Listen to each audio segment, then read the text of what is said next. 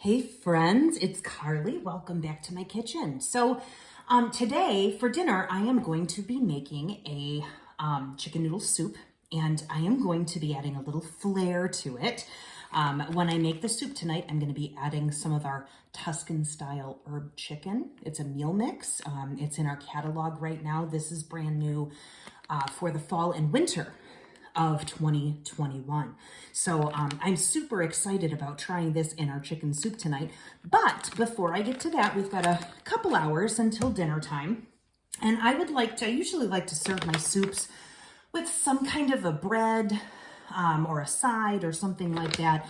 Of course, a salad is always lovely. But another one of our new items in the catalog right now is our Italian herb bread mix. So I thought this would go really, really well with our Tuscan Style Herb Chicken meal mix in the soup. And then this would be awesome on the side, whether you put it, just regular, or if you want to add a little butter. You can see how easy this is. It might not show up there, but it's literally two things. One is the package of the mix, and second is 1 cup of warm water. So I'm going to go ahead and open this up. Now, I will say it's a couple hours prior to dinner. This bread mix is not a quick bread, so this does need time to rise. Everything is all inclusive, so you do not need to add yeast to this mixture. But part of it is that you're going to cover this and let it rest for 2 hours. Then you're going to kind of knead it and form it into your loaf, however you want your loaf to look, whether you put it into a loaf pan or you want it to be a little bit more artisanal and put it into,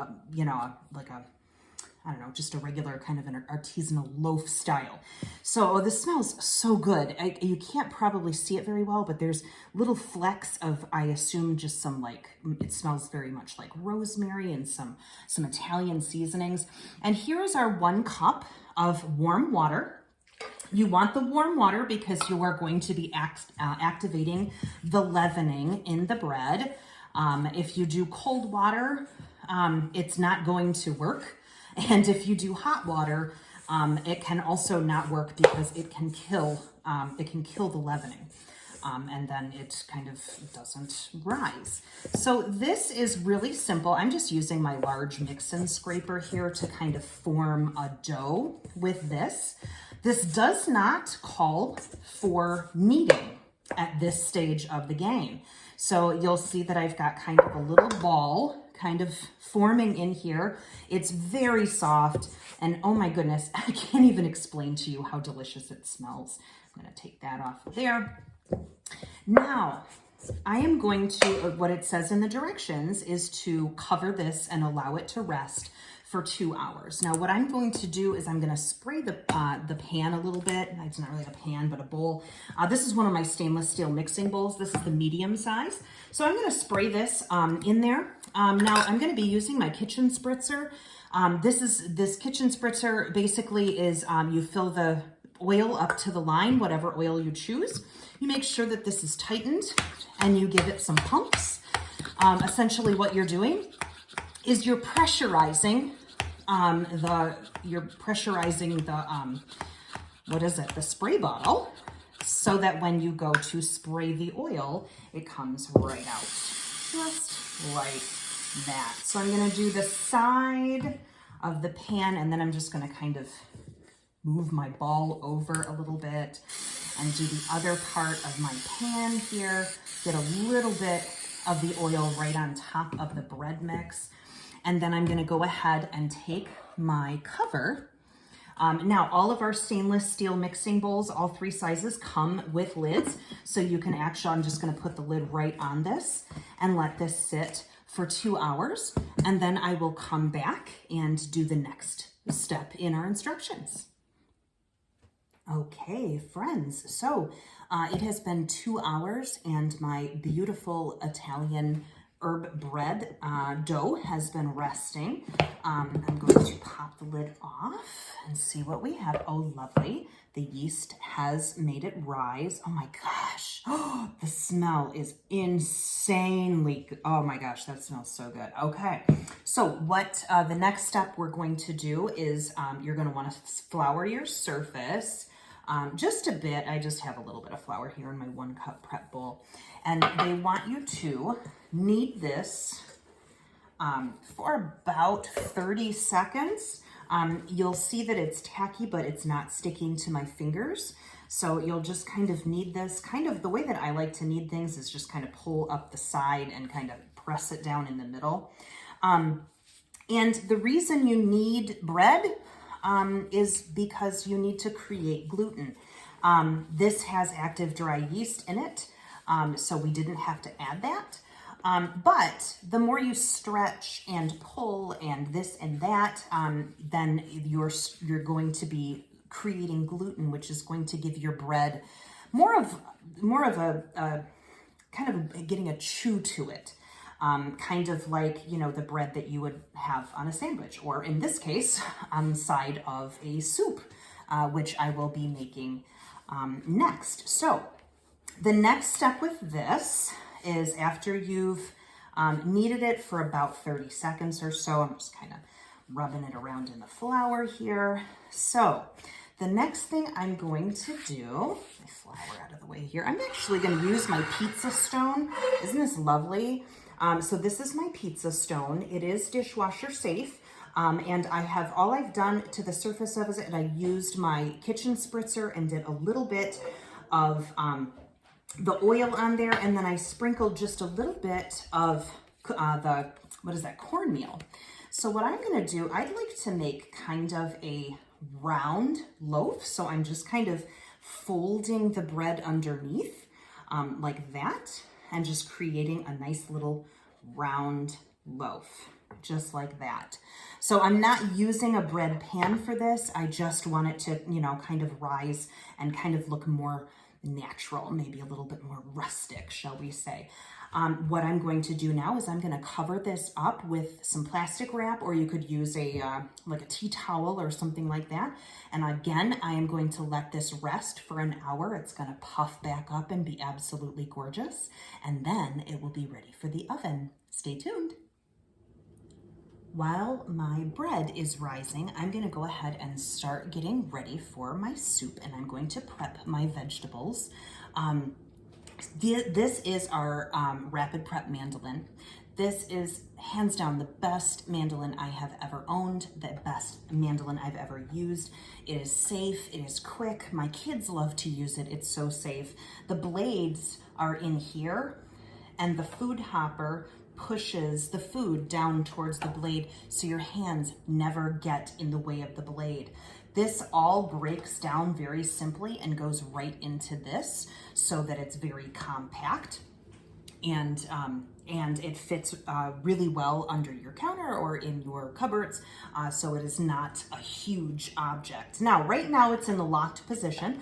I'm going to go ahead and unlock it, and you're going to see the plunger go up, and that means it's ready. The blade has risen up, and then when I push the plunger, the blade is gonna chop and chop and chop, but your hands will never get chopped. Now, I've prepared a couple of carrots here. I love a really vegetable-y soup.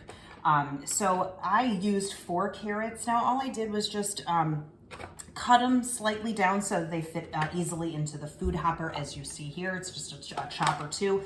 And now what I'm gonna do is I'm gonna be pushing down with this hand and this hand. Now, on the back, I have set this to chop, and I've also selected a thickness. The thickness I'm using is a 4. Thicknesses go from 1 to 8, so it can be very, very thin, or it can be very, very thick. So if I was going to be roasting these carrots as a side dish, or something like that, then I might do a thicker setting. But this is for soup, so I want them to be, you know, reasonable bite-sized pieces. So the way this works is I'm just going to push the plunger.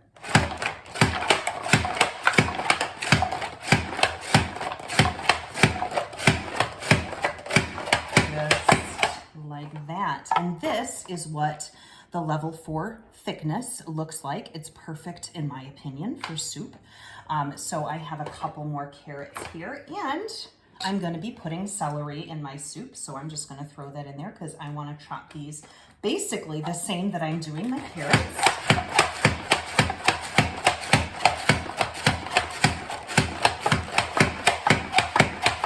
You'll notice that we have a little food catcher here. The food catcher just catches everything, so it's not all over your countertop or anywhere else for that matter. Now, I'm going to be chopping some onions as well. So I'm gonna put these in. I want them to be kind of facing the blade so that they don't get chopped a long ways. And here we go.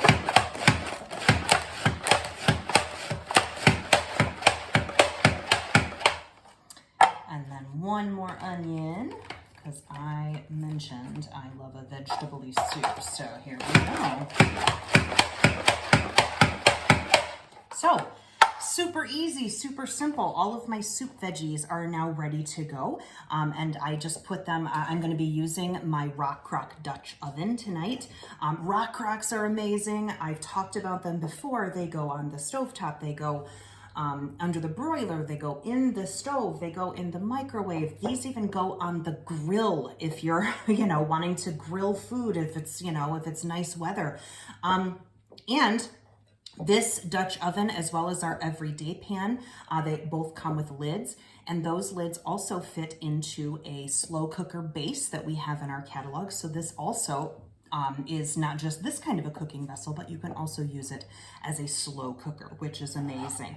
So I'm going to give you a little pro tip. I mentioned that I had prepped my vegetables, and what I usually do, and you'll see this later in the video, is I make my own chicken broth, and I don't like food waste, because that's money in the garbage, right? So every time I make some vegetables, whether it be for roasting, for a side dish, or for soup or anything like that, I keep all of my vegetable scraps. So I used my veggie peeler and peeled my carrots. I cut the caps off my onions. There's a little bit of celery leaves. I keep this and I put it in the freezer.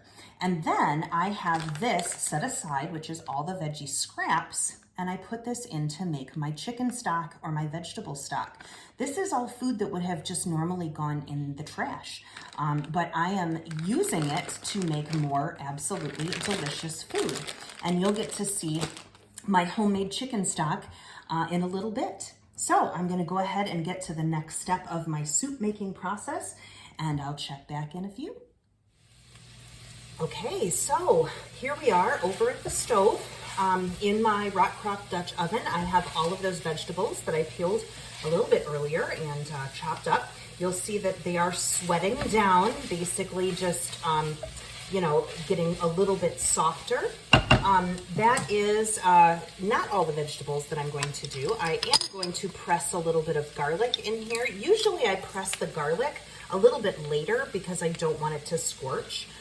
This is our garlic press. You put a clove or a couple of cloves of garlic right in here. You press it down, squirts it right out just like that. You use your little tool and scrape it off. And then you just punch it up the back and scrape it right out, just like that. And that goes right into the garbage. It's super quick, it's super easy, and your hands do not come in touch with all of that sticky garlic. That I love garlic, but I'm not really interested in smelling like garlic for the rest of the night. So there we go. Just pull that right out and put it into the garbage can. And there we are there. I'm gonna give this a quick stir just to incorporate the garlic. Oh my gosh, the smell. There's something about the smell of like your aromatics as they're, cooking down. It's just, and then of course you add the garlic and that whole explosion of smell and that garlicky smell. Oh, so delicious. Okay, so this is all incorporated. The next thing I'm going to add is my chicken stock. This is the chicken stock that I have made with vegetable scraps, just like I showed you earlier. Usually what I will do is I will roast a whole chicken at some point or other. I will use that roast chicken for several recipes, not just one meal, or of course, if I'm hosting, a bunch of different people, then of course it will you know, serve for one meal. But I save all of the bones, the skin, anything that we don't use from that chicken, that whole chicken roast. I put it into a big stock pot with all of my veggie scraps, and I cook it and simmer it for several hours or all day if I'm feeling real exciting about it. And then after it is cooled and seasoned properly, I just put it here into these mason jars and put it into the freezer. And then I use them as I need them. So tonight I am going to be using that in my, obviously, in my chicken noodle soup here. Now, I usually keep my broths pretty simple. I try not to add, you know, too much of anything. I want it to be kind of a blank canvas so that I can dress it up any way I want to. I don't put too much salt in my broth to begin with, because what happens is the water, as the soup heats up, the water obviously evaporates and the salt doesn't. So if you have a lot of broth and then reduce it by half, the salt content stays the same and you'll have a really, really unfortunately salty soup.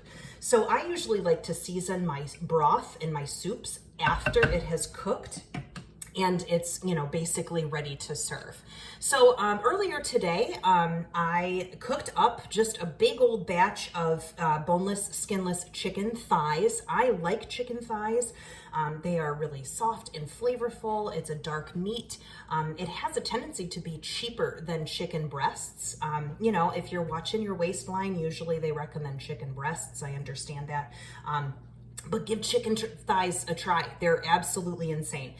So what I did was I cooked up a huge batch of these. I'm going to use 2 cups in my soup tonight, and then I reserved probably another 2 or 3 cups for a recipe that I'm going to be doing later this week, which is lovely to have that already prepped.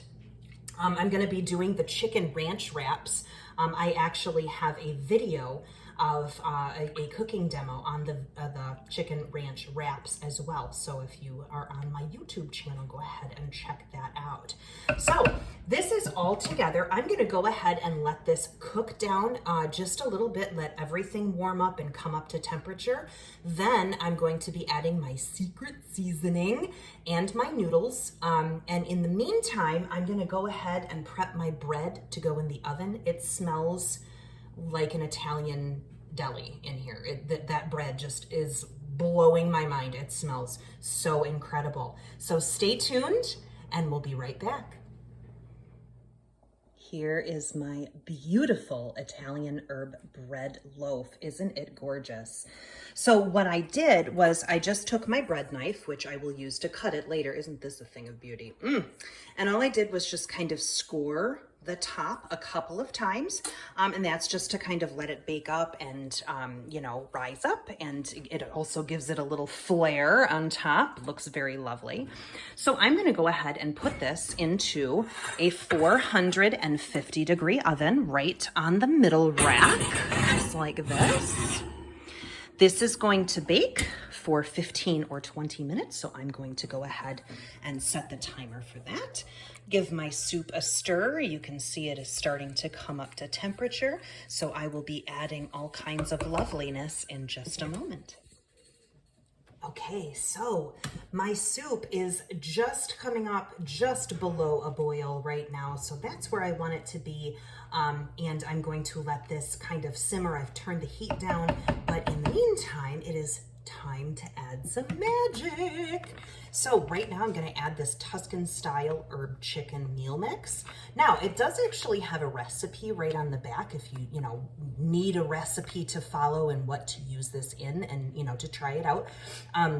So you can follow this recipe, or you can just use it willy-nilly on your own and get creative and get crazy and fun. So it comes in a pouch just like this. I'm going to go ahead and just empty that out.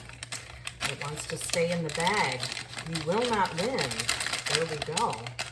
Now, this comes in packages of 3, so you'll get 3 meals out of every order that you do for the Tuscan herb chicken mix. Now, we also have another meal mix. It's a chili starter mix, so it's perfect soup season. Around here anyway, it's perfect chili and stew season. So I'm just going ahead and stirring in this herb mix here. It's changed the color very slightly, just giving it a little bit more of an herby look, which is absolutely beautiful. And now I'm gonna go ahead and add my noodles. I don't have a rhyme or reason to how many noodles I add. I just kind of add noodles until the voices in my head tell me to stop. So I also like a lot of noodles in my soup, so I'm gonna go ahead and just throw those in there. And now the soup is going to simmer for a few minutes until it is ready to serve. And by that time, my beautiful herb bread will be out of the oven as well. So I cannot wait to show you the finished product. Stay tuned. Oh my goodness, here is the finished product. Look at that gorgeous steaming bowl of soup. You can see all those beautiful Italian herbs in there. It's a gorgeous colored broth. And then of course we have our Italian bread. I have not sliced into it yet, but that is what it looks like. It is an absolutely beautiful loaf of bread. I can't believe I made that, as a matter of fact. So all I did was brush a little bit of butter over the top. And it is going to be ready to cut up. That is my beautiful bread knife, and serve. But look at this dinner. I am so excited to eat. I hope you had fun watching this video. I hope you got a good recipe out of it. And thank you so much for watching. We'll see you next time. Bye.